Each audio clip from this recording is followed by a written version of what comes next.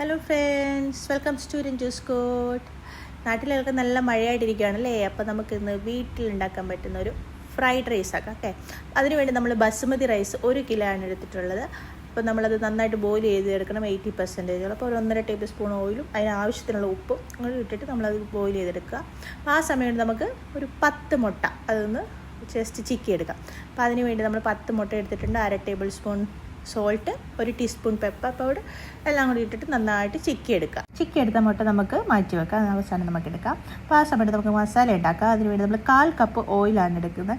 അതിലേക്ക് നമുക്കൊരു 8 വെളുത്തുള്ളി ചെറുതായിട്ട് മുറിച്ചത്, പിന്നെ സ്പ്രിംഗ് ഒണിയൻ്റെ അടിവശം ഉണ്ടല്ലോ അതിൻ്റെ വൈറ്റ് പോർഷൻ, അത് നമുക്ക് ചെറുതായിട്ട് വെച്ച് 1/4 കപ്പ്, 1 കപ്പ് ക്യാബേജ്, പിന്നെ അതിലേക്ക് നമുക്ക് ഒരു കപ്പ് ബീൻസ് ഇടണം. അത് നന്നായിട്ട് ഇളക്കുക. ഇളക്കിയതിന് ശേഷം 1 കപ്പ് ചെറുതായിട്ട് മുറിച്ച സവാള അതും കൂടി ഇടുക. പിന്നെ ക്യാരറ്റ് അത് ചെറിയ കഷ്ണമായിട്ടാണ് നിങ്ങൾക്ക് ഇഷ്ടമുള്ള ഷേപ്പിൽ മുറിക്കാം. 1 കപ്പ് ക്യാരറ്റ് ഇതെല്ലാം കൂടിയിട്ട് നന്നായിട്ട് മിക്സ് ചെയ്യുക. പിന്നെ ക്യാപ്സിക്കം നമുക്ക് ഇഷ്ടമുള്ള കളർ എടുക്കുക. അപ്പോൾ ഞാനിവിടെ എടുത്തിട്ടുള്ളത് ഗ്രീൻ കളറും ഒരു യെല്ലോ കളറാണ്. അപ്പോൾ ഓരോരോ കപ്പ് വെച്ചിട്ട് ക്യാപ്സിക്കം ചെറുതായിട്ട് മുറിച്ചത് അതെല്ലാം കൂടിയിട്ട് നന്നായിട്ട് മിക്സ് ചെയ്യുക. അപ്പോൾ ഒരുപാട് വെന്ത് പോകല്.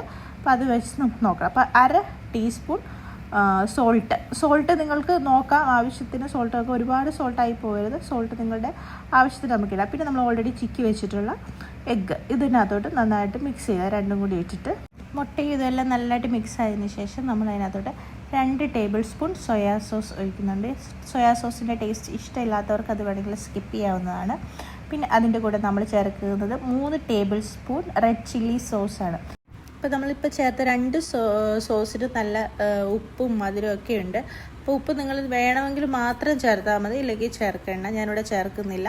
അപ്പോൾ ഒന്ന് മധുരം ബാലൻസ് ചെയ്യാൻ വേണ്ടി ഞാൻ 1.5 ടീസ്പൂൺ ഷുഗറും കൂടി ചേർക്കുന്നുണ്ട്. അപ്പോൾ അത് നന്നായിട്ട് മിക്സ് ചെയ്യാം. പിന്നെ എൻ്റെ പാത്രം വളരെ ചെറുതായതുകൊണ്ട് ഞാൻ 2 പാത്രത്തിലിട്ടാണ് മിക്സ് ചെയ്യാൻ പോകുന്നത്. അപ്പോൾ ഞാൻ അളവ് പറയുമ്പം ഒന്നിച്ചുള്ള അളവായിരിക്കും പറയുക. അപ്പോൾ നിങ്ങളത് ശ്രദ്ധിക്കണം.